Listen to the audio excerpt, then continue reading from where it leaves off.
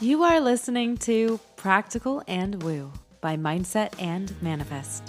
My name is Eden, and I invite you to embark on a journey with me to explore the practical and spiritual edges of the unknown for the purpose of allowing you to embody and empower yourself uniquely as you are and to intentionally create and live a life of freedom and fulfillment. Each week, I'm going to discuss topics such as energetics, reality creation, manifestation, astrology, tarot, and more to help empower you to live beyond perceived limitations and to practically design your life so it feels like absolute magic every step of the way. Let's dive in. Well, hello, brilliant soul. Last week on Practical and Woo, we explored that tropes like good vibes only and think only positive thoughts that so often exist in the create your reality spaces do not yield the results that you're seeking. And if anything, actually places you in a state of fear, resistance, and resentment towards yourself, which isn't particularly desirable when you're hoping to feel at ease in a pleasure-filled life of bliss and fulfillment. This week, I want to take the exploration just a little bit further.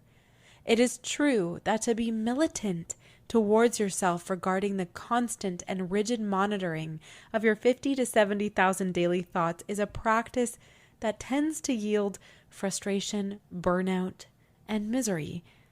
And it is true that it is perfectly natural and normal for these intrusive thoughts to sometimes and even often arise within your mind and your experience. The thoughts are not you, and they say nothing about who you are. It is also true that to be accepting and allowing of these thoughts, giving them permission to pass by in your mind like clouds floating along the sky, is an incredible way to engage, or I should say, disengage with them. Bonus points if you're able to see the thoughts with a lens of playful curiosity, similar to how you can sometimes gaze at the sky and playfully notice cutesy pictures and designs in the clouds. And beyond simply allowing and accepting the existence of your multifaceted thoughts, there is something that you can employ in your life and in your manifestation practice that can boost the efficacy of your manifested results, including how you feel about yourself.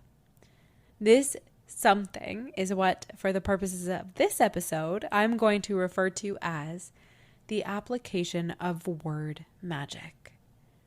As you may already know, I am a lawyer by trade, and in my legal background, my proficiency is drafting, or what I like to describe as the solidification of a relationship between two or more people using words.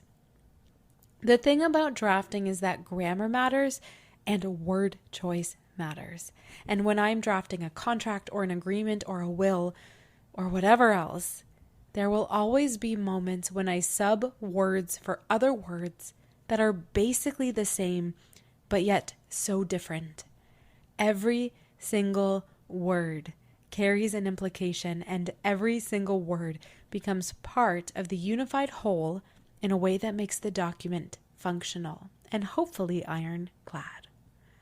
The more I dive into spirituality, the more I realize that the nuance of this concept also applies to the way we use words in our everyday vernacular. And more specifically, this concept heavily relates to the words we use when we describe ourselves in our heads, as well as the words we use when we are conversing with others. So what is word magic? Word magic is the notion that words have power. And if you've been a listener of Practical and Woo since the beginning, you may remember that we touched on this subject way back in episode 10. Well, today we are going to dive into this subject even more because learning to become intentional about the words you use and the discussions in which you choose to engage can result in profound positive changes in your life and in your experience. In his book, The 4 Agreements, one of Don Miguel Ruiz's 4 notable agreements is to be impeccable with your word, meaning to make the concerted and intentional effort to speak with integrity, to say only what you mean, to avoid using or speaking words against yourself in the form of negative self-talk, and to disengage and to stop the habit of gossiping about others. Instead, Don Miguel Ruiz is inviting us to use the power of our words to direct truth and love.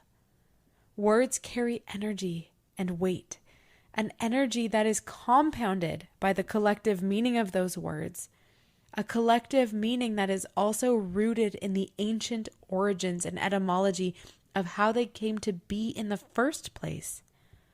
When I am selecting my words, I often turn to Google to look up etymology of word choices. I have come to find really incredible and also surprising things about the words that I have come to accept as standard or the ones considered customary. Like the word family, for example. The etymological root of this word actually translates to many servants of the household. And while it is commendable to be reverent and respectful of your origins, it makes me wonder if this word that we so often use to describe our ancestry casts some kind of magic spell upon our belief system regarding what it means or looks like to be part of a family unit. I don't know about you, but I would rather join forces with anyone I walk with in this lifetime as a teammate rather than in servitude. Or take weird, for example, a word that so often causes us to shudder in shame, that to be weird means to be rejected or unlovable in some way. And yet, the etymology of weird translates to having the power to control destiny. I don't tend to be a conspiracy theorist, and yet I wonder if something or someone intentionally decided to shun this word weird from our vernacular in order to cause us to forget the innate magic that lives inside each of us. I am stating loud and proud right now with you as my witness, I am weird. Will you join me? Before I bid you goodbye, I want to invite you into a little experiment. If you are listening to this episode in a safe environment and are not participating in the driving of any kind of motorized vehicle, then I want to invite you for a brief moment to close your eyes and find your awareness in your body. What I'm about to lead you through is often easier if you're standing relaxed with your feet at hips width distance. Though if you prefer to be seated, then all you need to do is ensure there is mobility for your body to easily sway. If for some reason you do not have access to this kind of mobility in this moment, then simply allow yourself to notice how what I'm about to say feels in your body. Allow yourself to breathe a healthy and delicious breath into your body right now, relieving yourself of anything that does not serve you in this moment. Allow each of your muscles to relax, relaxing your jaw, your neck, your shoulders, your back. Notice for a moment what happens in your body when I say the word love. Love. Unconditional love. And now notice for a moment what happens in the body when I say hate or despise. If you are aware of the subtleties of your body, chances are that you noticed a warm, inviting response to the first set of words and a clenched or contracted response to the second. Words carry different meanings and frequencies. If only a couple of words could produce a response from your body, it makes me wonder about the impact of all of the unintentional things we say by habit about ourselves, others, and our lives. From a mere practical purpose, one could conclude that giving up the habit of negative self-talk, gossip, or complaining would, at the very least, make you feel better, especially if you intentionally choose to use and leverage words and language that feels good in the body. And from an energetic or spiritual perspective, what if your word choice is a method of spell casting and drawing unto you that which you are calling for? So instead of, I should do this, what if you tried, I could do this? Or better yet, I get to do this. Instead of, I can't, what if you used the word can? Instead of, this is sinful, what if we said, this is heavenly? There are so many different ways you can say something, and to learn how to reframe your experience and to intentionally use your words is one of those things that might just make all the difference. Abracadabra. Until next time.